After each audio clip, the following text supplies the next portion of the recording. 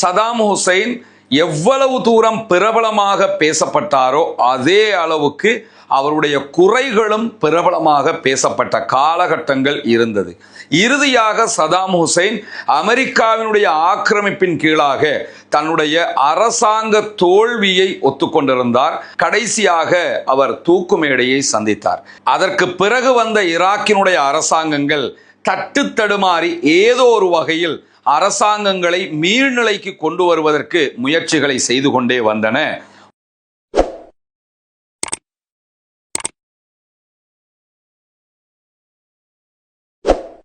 மத்திய கிழக்கினுடைய ஒரு புகழ் பெற்ற தொடர்ந்து பேசப்பட்டு வருகிற ஒரு பகுதியாக இருப்பதுதான் ஈராக். ஈராக் என்றாலே அனைவருக்கும் நினைவுக்கு வருவது ஈராக்கினுடைய முன்னாள் அதிபர் சதாம் ஹுசைன்.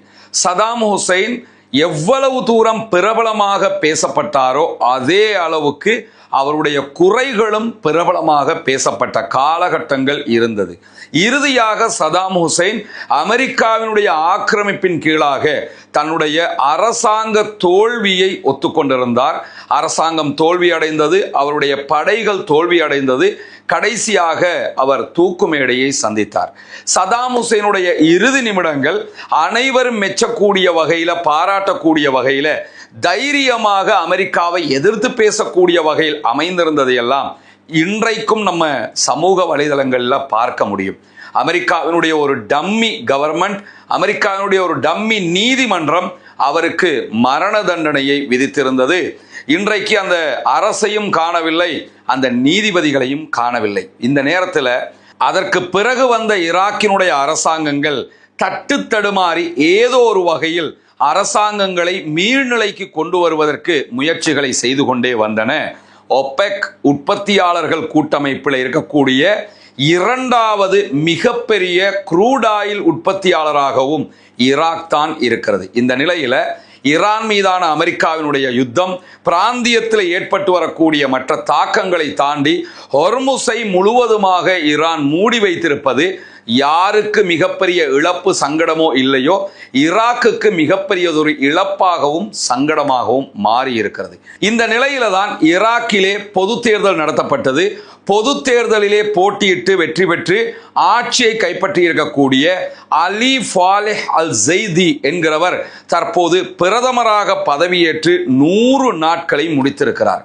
ஈராக்கினுடைய அடுத்த கட்டம் எப்படி இருக்க போகிறது என்கிற பல கேள்விகளை தற்போது அவருடைய பயணம் உருவாக்கி இருக்கிறது. காரணம் என்னன்னு கேட்டா, ஈராக் என்பது 2 நாடுகளுக்கு மத்தியிலே அதிகார போட்டியில் சிக்கியிருக்கக்கூடிய ஒன்றாக மாறி இருக்கிறது. ஒன்று, அமெரிக்காவினுடைய நேரடி கண்காணிப்பின் கீழாக ஈராக்கினுடைய அனைத்து ஏற்றுமதி இறக்குமதிகளையும் ஈராக்கினுடைய லாப நஷ்டங்களையும் நேரடியாக அமெரிக்காவே கண்காணிக்கிறது.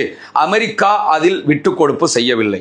இரண்டாவதாக, ஈராக்குக்குள்ள ஆட்சி எப்படி இருக்க வேண்டும், யார் பக்கம் சாய வேண்டும், எந்த பக்கம் முடிவெடுக்க வேண்டும் என்கிற அளவுக்கு ராஜதந்திர முருகல் நிலையையும் ராஜதந்திர உள்நுழைவுகளையும் செய்திருக்கிறது ஈரான். காரணம் என்னன்னு கேட்டா, ஈராக்குக்குள்ள சன்னி பிரிவை சேர்ந்த இஸ்லாமிய மக்கள் வாழுகிற அதே நேரத்தில் ஷியா பிரிவை சேர்ந்தவர்களும் வாழுகிறார்கள்.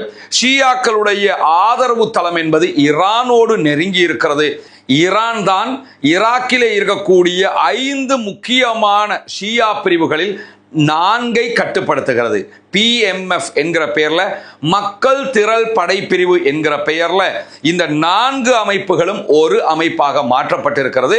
இந்த நிலையில தான் ஈராக்குக்குள்ள ஏதாவது தேசிய பிரச்சனைகள் ஏற்பட்டால் அரசாங்கத்தின் துணை ராணுவ படையாக PMF செயல்பட்டு வரும்.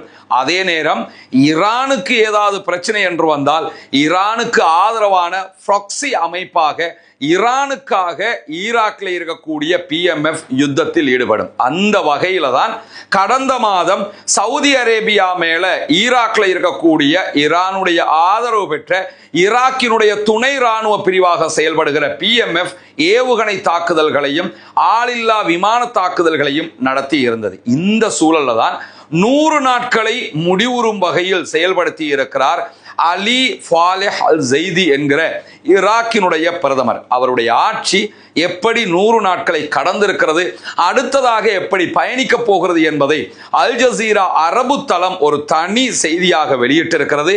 அந்த செய்தியிலே அவர்கள் குறிப்பிடக்கூடிய மிக முக்கியமான அம்சங்களை என்னன்னு கேட்டா, அலி ஃபாலிஹ் அல் ஜெய்தியினுடைய அரசு 2 முக்கியமான பிரச்சனைகளை எதிர்கொண்டு வருகிறது. ஒன்று, ஊழலுக்கு எதிரான அவர்களுடைய செயல்பாடுகள். ஊழல்வாதிகள், நிதி மோசடியாளர்கள் கடந்த அரசாங்கத்தில் உழைத்து சம்பாதித்து அரச பணத்தை மோசடி செய்தவர்களை கைது செய்கிற மிக முக்கியமான ஒரு பணியை கையிலே எடுத்திருக்கிறார்கள். இரண்டாவதாக, எதிர்வருகிற செப்டம்பர் 30 முன்பதாக ஈராக்குக்குள்ள இருக்கக்கூடிய அரச அங்கீகாரம் பெற்றவர்களை தவிர அத்தனை பேரும் ஆயுதங்களை அரசிடத்தில் ஒப்படைக்க வேண்டும். ஒப்படைக்காவிட்டால் அரசு அதற்கெதிரான தீர்மானங்களையும் நடவடிக்கைகளையும் எடுக்கும் என்கிற ஒரு அறிவிப்பையும் விடுத்திருக்கிறார்கள். இந்த 2 விவகாரங்கள் தான் தற்போது அடுத்த கட்ட ஈராக்கினுடைய அரசுக்கு இருக்கக்கூடிய சவால்களாக மாறி இருக்கிறது. முதலாவது, ஊழலை ஒழிக்கிற செயல் திட்டத்தில் கடந்த காலங்களில் ஊழல் செய்தவர்கள், அரசு சொத்துக்களை மோசடி செய்தவர்கள், அரசாங்க சொத்துக்களை திருடியவர்களை தொடர்ந்து கைது செய்து வருகிறது ஈராக்கினுடைய தற்போதைய ஜெய்தியினுடைய அரசாங்கம். ஜூன் 28 முதலாக ஆரம்பிக்கப்பட்டிருக்கக்கூடிய ஆபரேஷன் டான் என்கிற திட்டத்தினூடாக ஈராக்கினுடைய முன்னாள் எண்ணெய் எரிவாயு துறை துணை அமைச்சராக செயல்பட்ட அதுனான் முதன்மையாக கைது செய்யப்பட்டிருக்கிறார். அவரை தொடர்ந்து பல அரசியல் பிரமுகர்கள், அரசியல்வாதிகள், அதிகாரிகள் என்று பல பேரும் வரிசையாக கைது செய்யப்பட்டு வருகிறார்கள். ஈராக்கினுடைய ஜெய்தியினுடைய அரசு முன்னெடுத்து வருகிற திட்டங்கள்ல இந்த கைது வாரண்டுகள்ல இருக்கக்கூடிய முதன்மையான செயல்பாடு என்னன்னா, திருடப்பட்ட நிதிகளை மீள அரசுக்கு கொண்டு வருவது. குறிப்பாக ஈராக்கிலே இருந்த அரசு வசம் இருந்த தங்கங்கள் திருடப்பட்டிருக்கிறது. இந்த தங்கங்கள் எங்கே, யார் வசம் இருக்கின்றன அல்லது எங்கே இது விற்பனை செய்யப்பட்டிருக்கிறது, இவற்றை கண்டறிய வேண்டிய தேவைக்காகவும் பல பேர் தொடர்ந்து கைது செய்யப்பட்டு வருகிறார்கள். இது மக்களுக்கு மத்தியிலேயும் ஒரு பாரிய ஆதரவை உண்டாக்கி கொண்டிருக்கிறது. மக்களால் பாராட்டப்பட்டு வருகிறார் ஈராக்கினுடைய புதிய பிரதமர் அலி ஃபாலிஹ் ஜெய்தி அவர்கள்.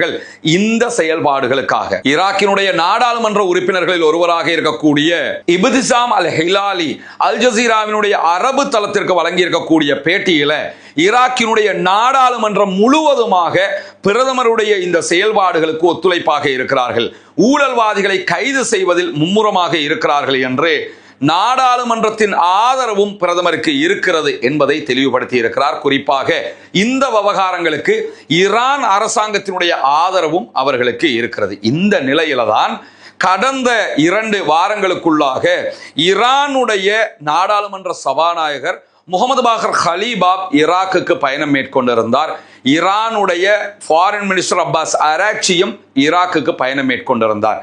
பயணித்த நேரத்தில் ஈராக்கினுடைய அரசு இவங்களிடத்தில் முன்வைத்த ஒரு கோரிக்கை தான், ஹொர்முஸ் நீர்ப்பரப்பில் எண்ணெய் வியாபாரத்திற்கு ஈராக்குக்கு மாத்திரம் ஒரு சிறப்பு அனுமதியை தாருங்கள் என்பது.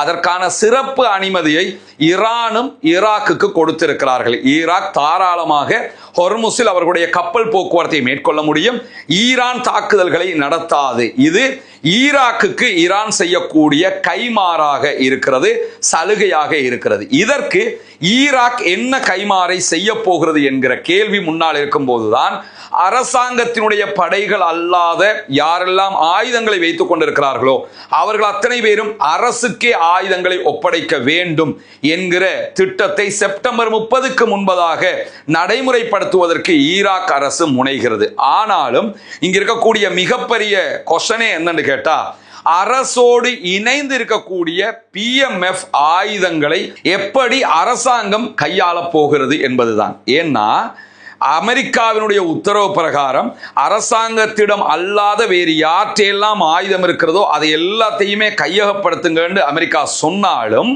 அமெரிக்காவுக்கு விரும்பாத தரப்பாக ஆயுதத்தை கையில வச்சுக்கிட்டு இருக்கக்கூடியவங்களே யாருன்னு கேட்டா PMF என்கிற இந்த ஈரானுடைய ஆதரவு பெற்ற குழுக்கள். ஆனால் இவர்கள் சட்டப்படி ஈராக்கினுடைய துணை இராணுவமாக இருக்கிறார்கள். எனவே துணை இராணுவமாக இருப்பவர்களிடமிருந்து ஏன் ஆயுதங்களை அரசு கையகப்படுத்த வேண்டும் என்கிற கேள்வி எழுந்துவிடும்.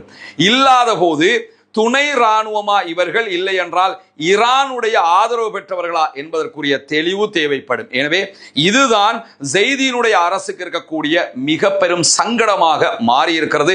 100 நாட்களை சரியாக பயன்படுத்தி இருக்கக்கூடிய அலி ஃபாலஹ் ஜெய்தியினுடைய அரசு அடுத்தடுத்த நாட்களை எப்படி கடக்கப் போகிறது? ஈரானை பகைத்து கொண்டு அடுத்த கட்டம் நகர முடியாது. அமெரிக்காவை ஓரம் வைத்துவிட்டு செல்லவும் முடியாது. அமெரிக்காவுக்கும் நண்பனாக, ஈரானுக்கும் நண்பனாக ஆயுத களைவு என்பது சாத்தியமா என்கிற கேள்விகள் தான் முன்னால் நின்று கொண்டிருக்கிறது அலி ஃபாலஹ் ஜெய்தியினுடைய அரசுக்கு. தொடர்ந்து இணைந்திருங்கள். ரஸ்மின் பைசி நியூஸ் மற்றும் ரஸ்மின் டாக்ஸ் ஆகிய 2 சேனல்களோடு வரக்கூடிய சர்வதேச மற்றும் மத்திய கிழக்குக்கான செய்திகளை உடனுக்குடன் உங்களோடு